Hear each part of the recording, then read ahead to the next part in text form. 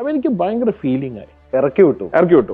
8ലും 9ലും പഠിക്കുമ്പോഴാണ് ഡോൾഫിൻ എന്ന് പറഞ്ഞ കാർ ലോഞ്ച് ആവുന്നത്. അപ്പൊ ഇതൊരു നല്ല ഭംഗിയുള്ള കാറാണ്.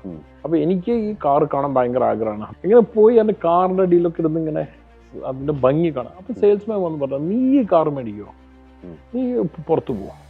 അപ്പൊ എനിക്ക് ഭയങ്കര ഫീലിംഗ് ആയി. ഇറക്കി വിട്ടു. നീ പുറത്തിറങ്ങി പോകും. അപ്പൊ എന്റെ മനസ്സിൽ ഞാൻ പറഞ്ഞു, ഞാൻ ലോകത്തെല്ലാ കാറും മേടിക്കും എന്റെ പൈസ കൊണ്ട്.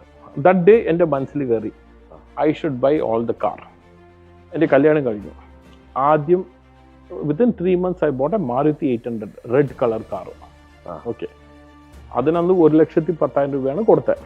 ഓക്കെ, ആ കാർ മേടിച്ച് വീട്ടിൽ വന്ന് അന്ന് 10,000 രൂപയാണ് അഡ്വാൻസ് കൊടുത്തിട്ടുള്ളൂ, ഇനി 1 ലക്ഷം കൊടുക്കാനുണ്ട്. അപ്പൊ ഞാൻ വണ്ടി നിർത്തിയിട്ട് ഭാര്യയെ വിളിക്കാം. ഭാര്യ ഇതെവിടുന്ന്? ഭാര്യയൊന്നും പറഞ്ഞിട്ടില്ല കേട്ടാ. ഞാൻ പറഞ്ഞു കാർ മേടിച്ചു. അപ്പൊ ഞാൻ പറയണ നെക്സ്റ്റ് സ്റ്റേറ്റ്മെന്റ് അറിയോ, ഇത് ആദ്യത്തെ കാറാണ്, ഇനി 6 കാർ വരും. അപ്പൊ ചോദിച്ചു അതെന്തിനാന്ന് ചോദിച്ചു. അപ്പൊ പറഞ്ഞു 7 കളറിൽ 7 കാറ്, Monday 1, Tuesday 1, Wednesday 1. അപ്പൊ ഭാര്യ ചിരിച്ചിട്ട് വന്നു, ഇതിന്റെ ബാക്കിയുള്ള പൈസ കൊടുക്കും, പിന്നെ 6 കാർ നോക്കാന്ന്.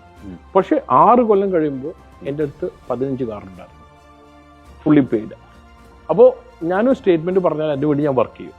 ആ സെയിൽസ്മാന് നന്ദി.